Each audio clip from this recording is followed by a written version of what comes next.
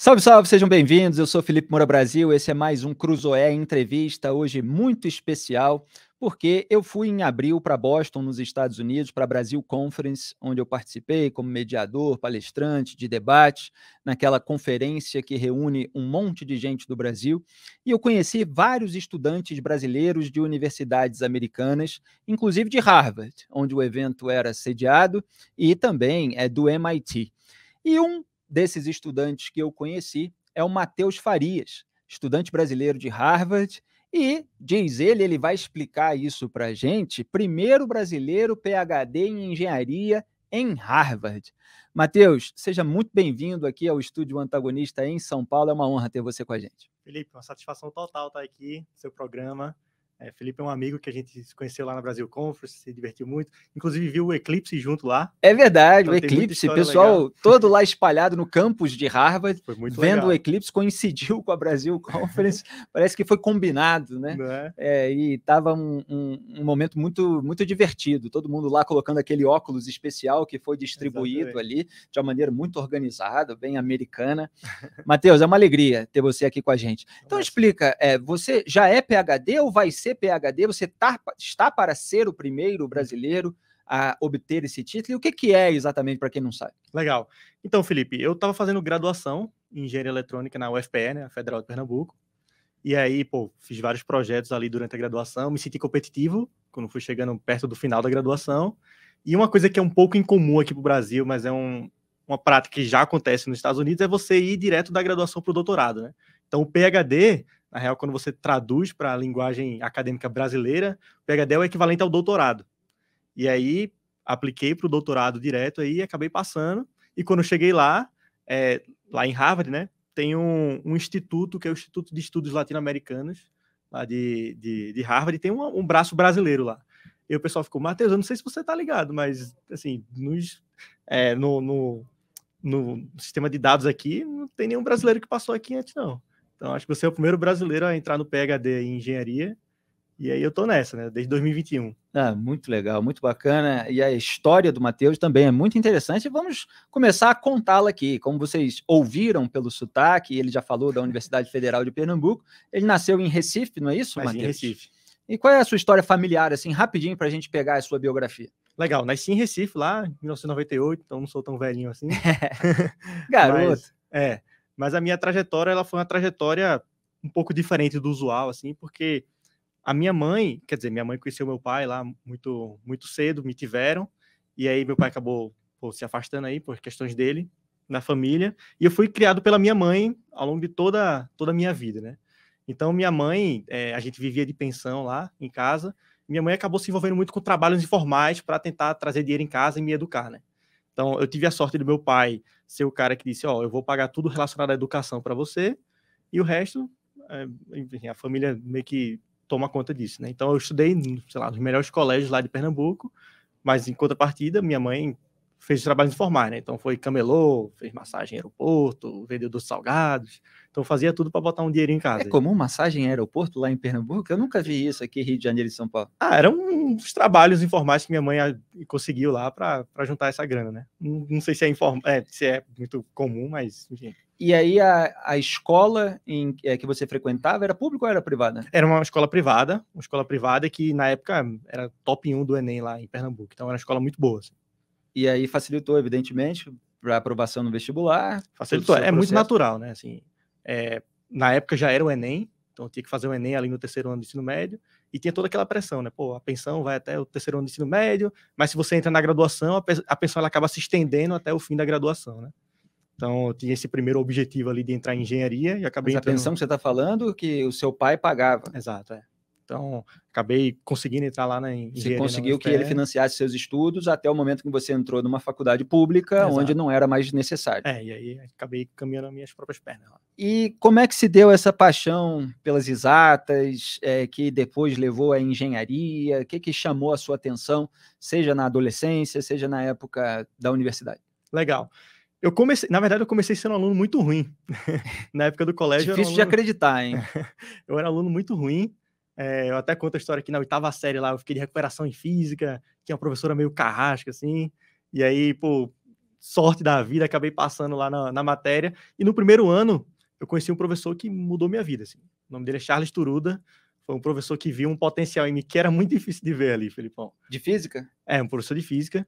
Ele disse, Matheus, vamos ficar no final da aula aí, eu te mostro umas curiosidades legais. E aí foi quando eu comecei a conhecer as Olimpíadas Científicas, que foi, uma mudança total na minha vida, que foi quando eu vi que a física ela não era chata como é do jeito que a gente vê pro vestibular. A física é super interessante quando você joga uma pitadinha de criatividade, quando você vê os fenômenos acontecendo de verdade. Assim. Então isso era muito o que as Olimpíadas Científicas puxava. E aí, fiquei viciado em ler livro de física. Eu lia livro russo, peruano, indiano de física, passava o fim de semana inteiro resolvendo esse problema. Minha mãe achava que eu tava ficando maluco. Eu gostava. Que bom que alguém passou a fazer isso. Né?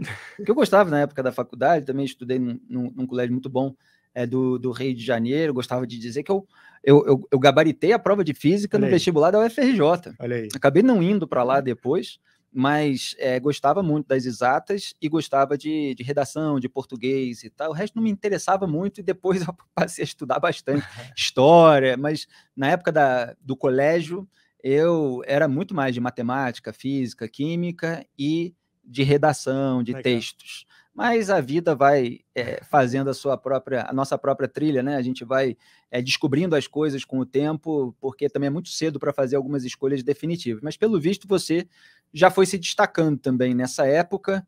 E aí, quando é que surgiu assim, o primeiro destaque maior, ou as Olimpíadas, né, que foram importantes na sua trajetória? Então, e aí comecei a me envolver muito com Olimpíadas, né? Principalmente a Olimpíada de Física.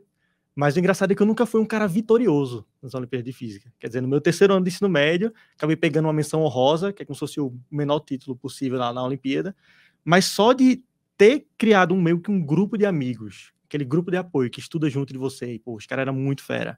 E aquele grupo é um grupo que sempre tá almejando alcançar voos maiores e tal. Então você vê essa galera hoje, tá no ITA, no IME, nas universidades do exterior. Então, de estar naquele núcleo e de ter aprendido a aprender, que é uma coisa que a gente acaba aprendendo muito nas Olimpíadas, né? Quer dizer, no vestibular você tá fazendo aquele estudo focadão para passar no vestibular, mas você não tem a pureza de aprender o conhecimento pelo conhecimento. Então isso foi uma coisa que eu aprendi muito nas Olimpíadas e eu amo competição. Eu amo competição. Isso é maravilhoso. Na época do colégio eu era muito envolvido. Atleta mental, Matheus Farias. E essas Olimpíadas eram interuniversitárias? São Olimpíadas nacionais. Olimpíadas nacionais, e aí, à medida que você vai crescendo, você vai para as internacionais. Mas cada equipe era de uma faculdade ou era individual a competição? Então, existem Olimpíadas que são em equipe, existem Olimpíadas que são individuais. Na minha época, normalmente você representava o colégio, como pessoa. Assim. Então, você senta a bunda na cadeira, resolve aquela prova que é escrita, clássica, e tem as Olimpíadas que é de arguição, né, de discussão, que foram Olimpíadas que eu acabei me envolvendo depois. Foi bem legal também. Legal. E aí, como é que foi descobrir a possibilidade de estudar nos Estados Unidos? Legal. Então, entrei na graduação, e aí, primeiro que esses meus amigos foram para as melhores universidades do mundo, né? E aí eu entrei na UFPE, que é uma universidade muito boa, é uma topinho do Nordeste lá, bem legal. Sendo que o que eu tinha estudado para as Olimpíadas Científicas me deu uma base para, os 2 primeiros anos da engenharia. Então eu disse, não faz sentido eu reestudar essas coisas. Faz sentido eu começar a fazer projeto, começar a botar coisa no dia a dia, começar a ver a tecnologia acontecendo mesmo. E aí foi quando eu comecei a criar meus projetos, que acabaram sendo os projetos que eu me senti forte para aplicar para fora. A gente vai falar de cada um deles, mas faz aí o panorama geral. Que são projetos de tecnologia que vão atacar ali impacto social, que foi uma coisa que eu sempre gostei. Muito pela realidade que eu vivi aí ao longo de toda a trajetória. Claro. Então, não sei se o pessoal aí de casa teve a oportunidade já de ir para Recife, mas Recife é maravilhoso, sendo que tem alguns problemas. Eu tô doido para voltar lá, tava falando isso pro Matheus aqui antes da gente começar. Tem casa. Que maravilha, bom saber. Lá em Recife tem um dos piores trânsitos do Brasil e até do mundo, assim. É uma situação bem complicada. E aí eu disse, como é que eu ataco esse problema? Como é que eu resolvo esse problema com tecnologia? E aí foi quando eu conheci a inteligência artificial e aí eu construí meu primeiro projeto, que era um projeto que eu colocava inteligência artificial no semáforo da cidade, né? Eu escolhia qual era o melhor tempo de verde e vermelho do semáforo, de forma que o fluxo dos carros melhorava, né, ao longo do dia. Esse é o Dr. Emmett Brown de Pernambuco. Vocês lembram do Dr. Emmett Brown? Não é da geração do Matheus. De Volta para o Futuro, 1, 2, 3. Fica muito essa imagem, o pessoal brinca com você, daquele cientista que vai ter várias ideias para fazer projetos especiais. Tem muito aquela visão do cientista maluco. Né? Do cientista maluco. Cabelo todo espetado para cima e tal. Quando me vê... Então, é o Dr. Brown. Mas você tem projetos realmente de impacto social, como você disse, que tem uma utilidade, que tem uma funcionalidade prática no dia a dia e, de preferência, para resolver problemas urbanos. Como é que foi esse projeto do semáforo em termos físicos, em termos de engenharia? Qual era o material? Como que você fez isso? Legal. Então, esse projeto, primeiro que a gente começou já fazendo uma parceria com o órgão de trânsito da cidade, porque é muito importante você saber como é o trânsito hoje e como seria o trânsito com o meu sistema, né? Então, foi muito importante pegar os dados dele, então o pessoal forneceu os dados, né, uma parceria aí pública com a universidade, então a gente tinha esses dados para validação. O que foi que a gente fez? A gente criou esse sistema, a gente treinou o sistema com os dados deles para conseguir ver qual seria a melhoria aplicando esse algoritmo. Então a gente criou todo um ambiente de simulação, como seria, né, a arquitetura das ruas lá de Recife e tal, o semáforo onde fica, como é o cruzamento. E aí, uma vez que a gente aplicou isso, como eu sempre digo, e como eu sempre gosto de dizer, eu participava muito de competição. Então, já dizia, qual é a competição que tem que eu posso submeter esse projeto? E a gente submeteu para uma competição lá, que é a Competição Nacional de Sistemas Embarcados, né? Então, esse tipo de sistema que você embarca no semáforo. E aí a gente conseguiu melhorar em 130% o trânsito da cidade nessas vias de teste que a gente conseguiu lá. Que beleza, mas é um projeto especificamente para o tempo do sinal vermelho, do sinal verde, e aí varia, por exemplo, você tem um cruzamento em que é melhor que um sinal demore mais do que outro, por exemplo, porque a via é mais ocupada do que a outra, quer dizer, são essas questões de engenharia do trânsito? Perfeito, então, tem um conceito que a gente fala muito na engenharia de trânsito, que é a onda verde, né? Quer dizer, você pega o primeiro verde, se você manter aquela certa velocidade durante o tempo, você vai pegar todos os verdes, é o sonho. Assim. Sendo que essa onda verde, ela é calculada hoje, né? Primeiro, de uma maneira completamente manual, e segunda, com base na velocidade máxima da rua. Você tem na plaquinha lá 60 km por hora, significa que se você pegar o primeiro verde a 60 km por hora e manter, você vai pegar todos os verdes. Mas sabe que isso não é uma realidade usual, né? Quer dizer, se chove em Recife, por exemplo, chove bastante, principalmente nessa época agora, se tem um buraco, se tem algum evento grande na cidade, é importante que, em vez de ser estaticamente dependendo da placa, que seja dinamicamente dependendo do ambiente que está acontecendo naquele momento. Então, a nossa alteração de verde e vermelho ali era dinamicamente e ao longo do dia. E isso foi usado em determinado período ou está sendo usado até hoje? Então, isso é uma coisa que foi junto a mim ali durante toda a minha trajetória. Eu era um cara muito novo. Eu fiz esse projeto com 19 anos de idade. Então, mesmo que você tenha todo o projeto bonitinho, funcionando, 130%, validou, chegava na hora, tipo, tem essa empresa aqui que trabalha com isso aqui há 20 anos, por que a gente vai acreditar no menino de 19 anos? Sabe? Então, tem o preconceito etário, o etarismo. Então, acabou que, eu sei bem como é que é, porque também passei por isso no jornalismo, tem sempre o pessoal mais velho com ar professoral. Esse garoto, tem futuro, tem muito a aprender, essas coisas assim, e não analisa as questões pelo que elas são. O dado real. Né? O resultado real, o trabalho real. E isso é realmente desagradável e muitas vezes perdem a oportunidade. Tenho certeza que seu projeto teria sido muito mais útil ainda, né, se levassem em consideração ele por si. Agora, teve um outro também que eu acho fascinante. A gente está aqui mostrando o caminho do Matheus até Harvard, né? Nós vamos voltar a pegar esse gancho de como que ele foi para lá. Porque tudo isso acabou contando depois para aprovação, etc. E desses projetos é o localizador de tiro com um guarda-chuva do avesso. Conta pra gente, Matheus. Esse projeto, acho que foi o projeto, na verdade, que realmente me botou em Harvard. Foi um projeto que ficou bem famoso, né? Esse projeto, tudo começou com a gente ver como é que as corujas faziam para localizar as presas. Isso então, é fantástico. Tinha umas pesquisas que pegavam a coruja e um ratinho e botavam numa sala completamente escura, e pelo som que o ratinho emitia, a coruja conseguia encontrar onde ele estava. Então isso era muito curioso, porque a gente viu que isso era devido a uma diferença anatômica que tinha na disposição das orelhas da coruja. Tinha uma orelha que é um pouco mais baixa do que a outra. E aí, quando o ratinho emitia o som, aquele som ele chegava primeiro nessa orelha de baixo e depois na de cima. Então é como se você estivesse andando numa calçada, o carro passa do seu lado, como o som chegou primeiro aqui do que aqui, você vira, né? Então você já sabe onde está o carro. Exato. E a gente estendeu essa ideia para como se fosse um guarda-chuva de cabeça para baixo. Então pensa que cada perninha do guarda-chuva tinha um microfone. Quando o cara dava um tiro, aquele tiro vai navegar na velocidade do som, né? O som do tiro vai chegar em cada microfone em tempos diferentes. Cada microfone era como se fossem as orelhas da coruja. E aí a gente conseguia encontrar a localização do alvo, né, precisamente. Mas esse guarda-chuva é pequenininho? Porque quando você pensa em tiro, né, um barulho muito alto, e guarda-chuva, um equipamento tão pequenininho, Porque assim, a coruja da orelha Boa. do ouvido para outra, numa sala pequena, um rato é uma coisa. Agora, o tiro faz diferença, cada ponto do guarda-chuva, em termos de distância para a chegada do som? Legal. A velocidade do som ela é bastante alta, né? Então, É.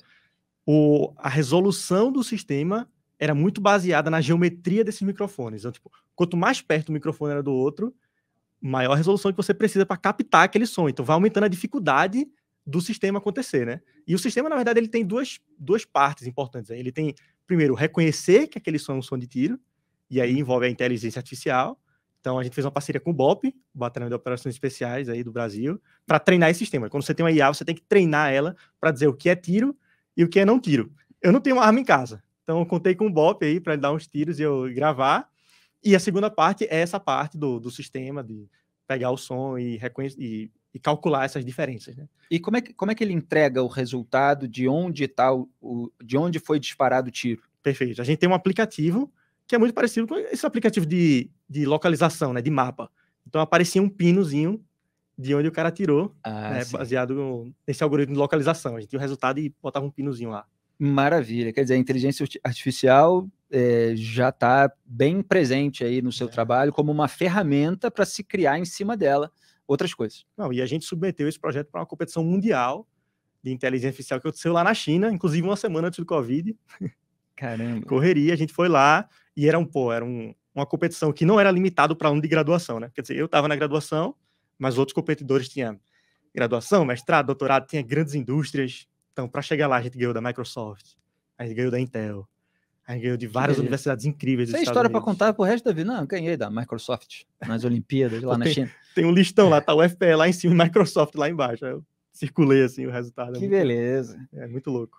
Mas aí, como é que você fez para apresentar esse currículo para Harvard? Foi simplesmente fuçando a internet, preenchendo o formulário, ou teve alguma dica especial? A application de doutorado, né, quer dizer, esse processo de submissão para entrar no doutorado lá fora não é um Enem, é completamente diferente. Você tem que enviar vários documentos. Alguns desses documentos é, por exemplo, histórico escolar, né, suas notas durante a graduação, como é que foram e tal. Tem uma parte que é muito legal, que é documentos sobre a sua vida.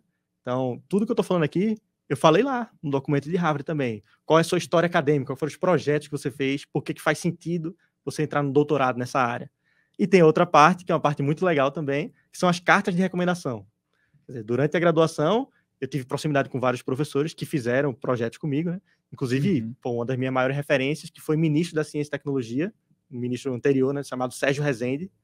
O cara me abraçou.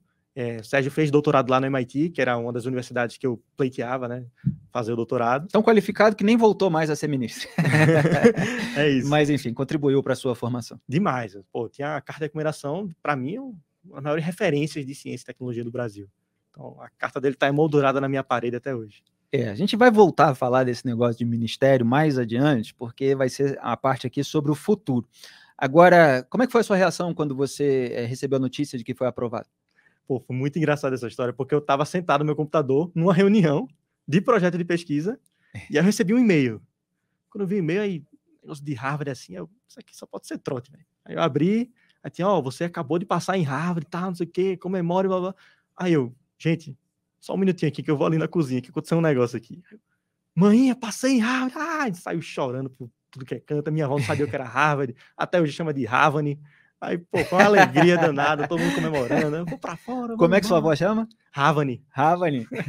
E manhã ficou feliz, ficou orgulhosa do filho. Manhã conhecia, manhã sabia que era um negócio que mudava a vida, mudava, pô, tudo, né? Sensacional. E ela tá viva acompanhando? Tá viva acompanhando e vibrando muito. Inclusive, vai assistir isso aqui também. Que maravilha. Pô, ficamos muito honrados e damos aí os parabéns pelo filho, que eu tive esse prazer de conhecer, e agora estou tentando extrair a história, que é isso que nós jornalistas fazemos, para vampirizar. A gente tenta trazer à tona tudo que a pessoa viveu, para servir aí de orientação para as outras pessoas também, sobre como as coisas acontecem. E como é que é a sua vida, passando agora por uma questão mais cotidiana, mais de rotina, como é que é o seu dia a dia lá em Harvard? Você tem um dormitório, tem um quarto, isso dura todo o período que você está lá, é seu, tem alguma troca anual, tem muitos brasileiros, como é que, fala um pouquinho do seu dia a dia. Primeiro, um fato muito curioso é que Boston é a cidade dos Estados Unidos que tem mais brasileiro. Antes de ir para lá, eu achava que... Eu notei. tem muito brasileiro lá. O estado é Flórida. Normalmente o pessoal pensa que é por lá, Flórida, né? Orlando, Miami e tal. Mas é Boston, tem muito brasileiro lá. Então, acho que o dado do último censo da Associação dos Brasileiros de Harvard é que tem uns 120 brasileiros. Então, se você quiser, não fala nem inglês lá, velho. Tem tanto brasileiro que tem. O meu dia a dia, eu tento me conectar muito com o pessoal que está fazendo doutorado. Como a gente falou aqui, eu sou o primeiro brasileiro a entrar no doutorado em engenharia. Então, não tem brasileiros na engenharia fazendo doutorado. Então, eu moro com mais 3 colegas que fazem doutorado. Então, tinha um amigo americano, um colombiano e um turco. E o nosso dia a dia a gente tem umas matérias que tem que fazer ao longo do programa. No doutorado, você tem que fazer 10 matérias. E você está sempre fazendo a pesquisa. E aí, o meu grupo tem mais 5 alunos de doutorado que são orientados por esse meu orientador, né? Que a gente tem reuniões 2 vezes na semana. Durante quanto tempo o doutorado? O doutorado lá é no mínimo 5 anos. 5 anos, e você tem que fazer só 10 matérias? Só 10 matérias ao longo porque, assim, a impressão que eu tive circulando lá, conversando com as pessoas como você, é que você tem muita liberdade curricular para escolher aquilo que você quer. Me parece que não tem, assim, um excesso de ocupação com aulas. Quer dizer, você participa de aulas, você assiste às aulas, mas você tem um longo tempo para estudar para além das aulas, né? Talvez até para a aula ser mais rentável, quer dizer, porque você pode, produtiva, exatamente, você vai preparado e você, enfim, tem toda uma preparação para ela e a consequência dela, mas não sufoca você, não sufoca o seu tempo. Eu percebi lá que as pessoas têm tempo para circular, para ir para a biblioteca, para ficar lá, passar muito tempo. É assim? A gente tem muita liberdade lá. Um negócio que eu acho muito legal é que, lá em Boston tem várias universidades prestigiosas, né? Não é só Harvard. Tem Harvard, por exemplo, o MIT, que fica ali no mesmo bairro. Pertinho. E aí eu fiquei lá num hotel entre Harvard e MIT. Muito massa, deu para conhecer os dois, né? Dava para ir andando para os dois. E aí o sistema de matérias de Harvard é integrado com o MIT. Então você entra em Harvard, eu, por exemplo, das 10 matérias que eu fiz, 8 foram em Harvard e 2 foram no MIT. Então vê que legal, você não só conhece a comunidade científica de Harvard, mas também, de uma das maiores universidades do mundo também, que é o MIT. Então você tem essa liberdade de escolha das matérias, onde você vai fazer as matérias também. A única coisa que o professor orientador pede é que faça sentido no direcionamento ali do seu doutorado, direcionamento da sua pesquisa. Mas a gente tem muito tempo, muita coisa legal para fazer. Lá em Harvard, por exemplo, a gente tem acho que uns 5 ou 6 academias. Essas academias são gratuitas para o pessoal doutorado. E academia, pessoal, não é academia só de levantar peso, não. Tem piscina olímpica lá, tem as quadras de squash, que eu gosto muito de jogar, de tênis, badminton, eu também jogava muito badminton. Eu adorava quando era moleque. Então, tentei levar lá para o Rio de Janeiro, para a praia, mas não. Aí o pessoal só queria saber de futevôlei, de vôlei, agora de beach tênis, etc. Eu também passei a jogar muito futevôlei, mas o badminton não pegou. Não pegou. Ficou como aquele negócio que a gente vê quando viaja para os Estados Unidos e tal, e joga de brincadeira, né? Mas acabou não se popularizando muito no Brasil, embora já tenha uns profissionais por aí. Mas, Matheus, a gente obviamente não quer politizar aqui esse assunto, mas a sua história, ela mostra como, até por ser da área de engenharia, como existe muito mais vida e oportunidade em Harvard e em outras universidades americanas do que muitas vezes chega no debate público para a gente. E a gente, obviamente, aqui trata muito de política, no antagonista, etc. Então, volta e meia, a gente tem que analisar certas coisas que acontecem no campus, seja um protesto, seja declaração de reitor de universidade americana, que gera polêmica. Mas, assim, no dia a dia, você sente uma politização de tudo? Ou você sente assim um lugar com estrutura que você pode trilhar o seu caminho acadêmico meio sem participar disso? Então, eu trilho essa trajetória acadêmica sem participar, mas tem muita gente que participa ativamente também dos protestos lá e se engaja com essas questões políticas, né? Então, esse ano e o ano anterior teve muitas coisas que aconteceram na geopolítica mundial. Você tem aí a Ucrânia e Rússia, aí você tem agora a questão da Palestina lá. Uma coisa que viralizou muito esse ano foi a questão dos acampamentos, né? Então, nas universidades, o pessoal acampou, fazendo protesto ali em suporte à Palestina, e as coisas começaram a esquentar muito nas proximidades da minha graduação do mestrado.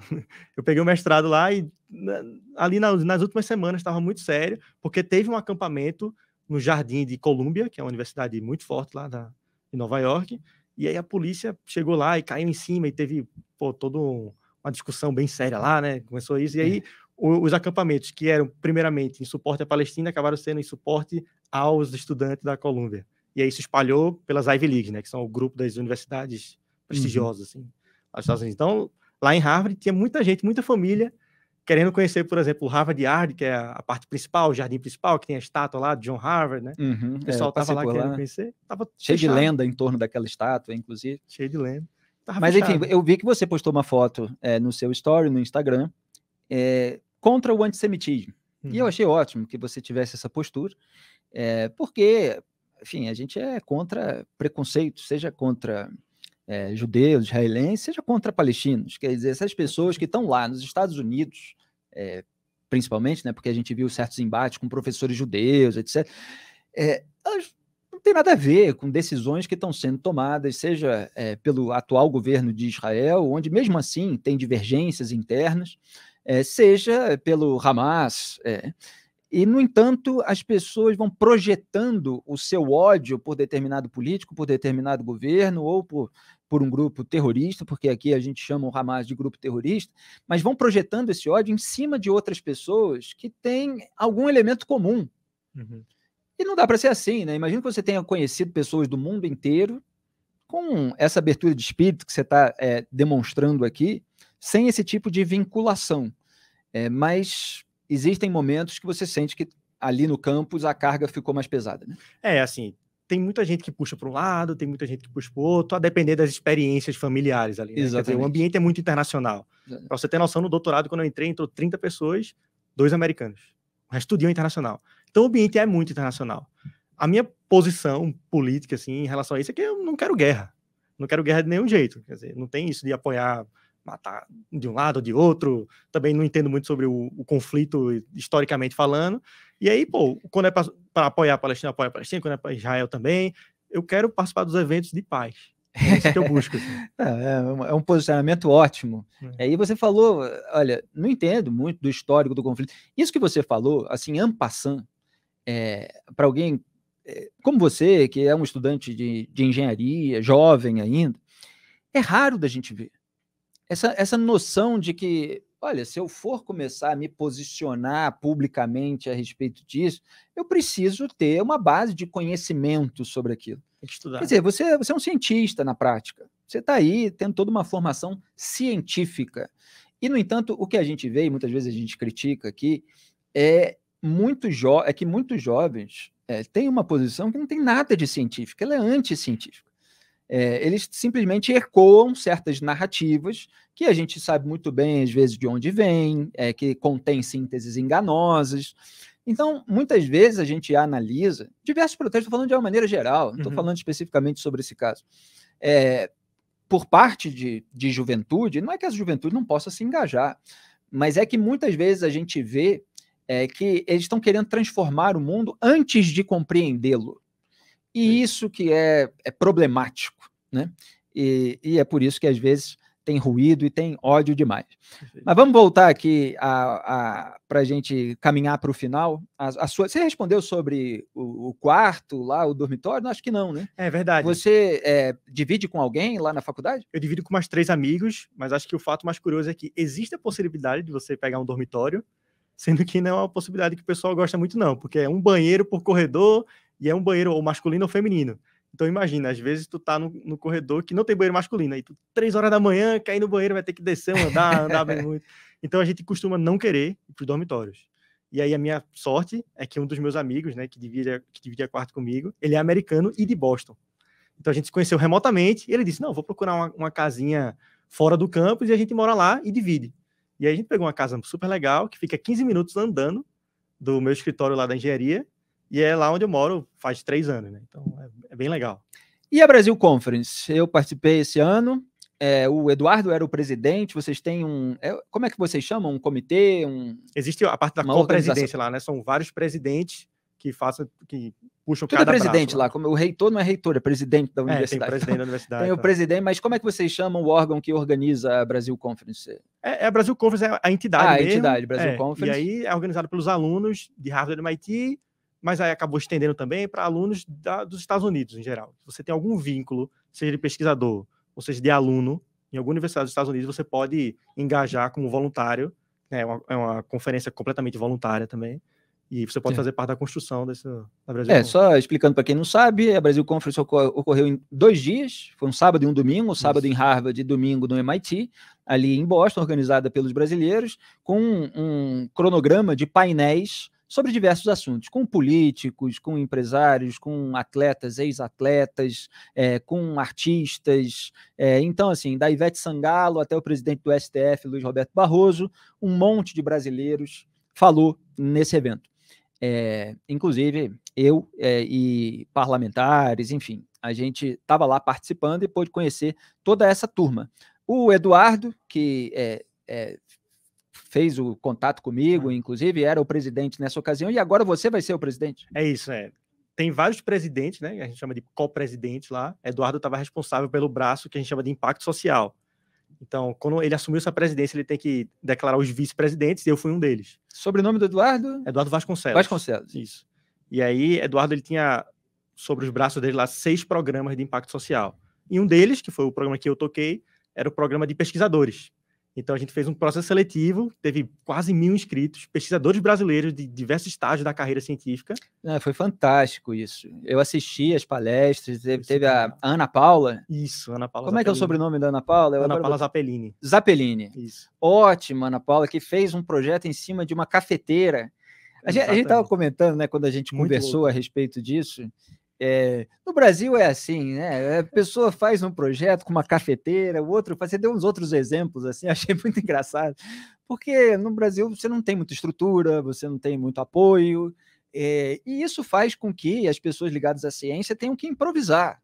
Criatividade você total. Foi tratar de sinal de trânsito, você pegou o guarda-chuva para localizar tiro, ela fez um negócio com a cafeteira para medir, como é que era? Era poluição no mar? Não sei se tu lembra, de um tempinho atrás aqui no Brasil, que teve aquele derramamento do petróleo e tal, que foi uma confusão danada. Pronto, ela fez um projeto que usava cafeteira, Nespresso, para identificar se o peixe estava contaminado e tal. E, pô, o título era esse. Eu disse, que danada é isso, né? Na hora do programa da aplicação dela. E a gente acabou selecionando. Que ela possa vir aqui um dia, que é muito legal a história também. História fantástica. E aí você ajudou a organizar essa parte de pesquisadores, com a nossa querida Sara Borges também, Sarinha. Ali estudante de psicologia de Harvard também, espero que ela venha aqui para participar desse nosso projeto aqui, de falar da experiência de estudantes brasileiros nos Estados Unidos. E agora você vai ser um dos organizadores ano que vem, mas isso ainda falta um bocado, né? Exato. Vamos falar do futuro, para além do ano que vem. Eu sei que você tem uma ideia de virar ministro. Virar ministro, olha só. Está aqui até o momento, todo mundo adora o Matheus, cientista, cheio de história. Aí ele quer virar ministro. Aí você sabe o que acontece, se você quiser virar político, porque ministro acaba sendo encarado como político. Metade do país vai começar a odiar você, se tudo continuar a ser como é hoje, com toda essa divisão, com essa polarização. Mas eu espero que você tem todo o direito, tem toda a liberdade de seguir a carreira que você quiser, que lá na frente, se você conseguir essa trajetória que hoje você vislumbra, que seja um país melhor, né? Menos ódio, enfim, que seja mais construtivo, que você possa contribuir para a ciência, para a tecnologia nacional com tudo aquilo que você aprendeu. Mas de onde vem esse sonho? O que você espera fazer pelo país? Eu tenho esse sonho de ser ministro da Ciência e Tecnologia há um tempo já, desde quando eu conheci Sérgio, né, que foi esse mentor, esse orientador aí durante a graduação, que foi ministro também. Então ele sempre plantava sementinha, Matheus, faz uma coisinha aí pela ciência brasileira e tal, volta. Então, quando eu cheguei lá e principalmente conheci a Brasil Conference, eu disse, tem muita gente incrível aqui com um currículo brilhante e que está investindo no Brasil, que está apostando em fazer a diferença no Brasil. Egoísmo da minha parte não pensar em uma coisa parecida também, ainda mais tendo todo esse background de impacto social que eu tive. Então eu tenho esse sonho, eu vejo hoje uma lacuna muito forte, que é a minha área de estudo, né? Eu estou trabalhando com inteligência artificial aí desde 2016, e eu sinto que hoje, por exemplo, não tem uma pessoa de inteligência artificial no Brasil. Quer dizer, se o presidente quer fazer algum projeto, quem é que ele chama para discutir? Quem é o cara? Não tem. E aí eu quero ser esse cara, e eu quero construir essa carreira de impacto social com políticas públicas e inteligência artificial, e no momento aí, dar uns 10 anos ou um pouquinho mais, pegar esse cargo de ministério e fazer um impacto social forte, fazer com que a ciência do Brasil avance, ter essa experiência. Eu queria que todo brasileiro tivesse essa experiência que eu tenho lá nos Estados Unidos, que é tipo, meu orientador, e aí, qual é a ideia? Eu solto a ideia e ele diz, você pode fazer o que você quiser, tome dinheiro, pá, dinheiro infinito. A pesquisa é dinheiro infinito, né? E aqui a gente Que maravilha, né? É outra realidade. Mas também uma confiança muito grande, né? De que aquilo não vai ser mal utilizado, que aquilo, enfim, existe uma responsabilidade com aquilo que está sendo dado. E aqui no Brasil a gente precisa melhorar essa cultura, né?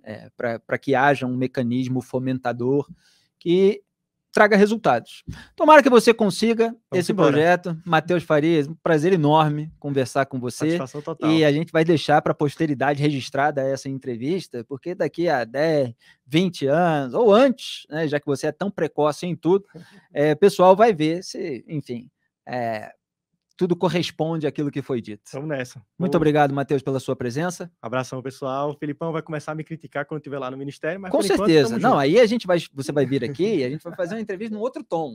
E aqui é de saudação, de contar experiências, nessa brincadeira. Quando virar ministro, aí vem a postura vigilante. Ó, o senhor falou isso, agora está fazendo isso. Já estou deixando material aqui reservado. Vamos mostrar o que o Matheus dizia 15 anos atrás. Olha aí. E agora, Matheus? Estamos brincando, você é muito bem-vindo. Tamo junto demais. Valeu. É minha. Tamo junto. E, assim, para terminar, um recado para estudantes brasileiros que ouviram você, assistiram a essa entrevista e falam assim, estou pensando em estudar nos Estados Unidos, ou estou pensando em estudar em outros países. Você tem algum conselho para essas pessoas? Legal. Filipão, eu acho que o maior conselho que eu daria hoje é, se você está aí no colégio, está aí nos anos de ensino médio, comece a se engajar na ciência de verdade. Comece a ver o romantismo. Eu sou muito romântico na ciência. Comece a ver o romantismo da ciência, tipo, a ciência na prática, a ciência básica também, como é que tudo aquilo foi construído. Não pensa só no vestibular, não. Acho que isso foi uma coisa que fez a mudança de chave na minha vida. Então, isso é uma coisa que eu falo muito sempre. Eu sou organizador de Olimpíada de Física no Brasil, então estou super engajado com isso, né? Fui técnico da seleção brasileira na Copa do Mundo de Física no ano passado, no Paquistão. Então, estou sempre envolvendo por esse lado e eu vejo que o pessoal que vai para fora é o pessoal que passa por isso. Então, que passa por Olimpíadas Científicas, que consegue enxergar a ciência do jeito que ela é. Então, convido todos vocês a conhecer as Olimpíadas Científicas e detonar. É um recado de amor ao conhecimento, né? Mais do que amor a um status, a um cargo, a uma vaga, né? Vamos buscar o conhecimento, porque ele é a melhor ferramenta. E se puder ter esse processo com alguma competitividade, melhor ainda, mais sabor. Se não for para não ganhar, se não é para não ganhar de ninguém, nem me chama. Quero ganhar de alguém, quero ficar em primeiro lugar, ficar uma medalhinha. E assim, eu fico super aberto para quem quiser conversar comigo também. Eu sou um cara que, tô ali nas redes sociais. Exatamente. Então, se quiser me seguir aí, Matheus S. Farias no Instagram. A gente está sempre discutindo sobre Olimpíadas Científicas, eu sou muito engajado nisso. E também fico aberto para ajudar quem quiser estudar fora. Maravilha. Matheus Farias, senhoras e senhores, estudante brasileiro em Harvard e primeiro brasileiro PhD em engenharia na famosa Universidade Americana.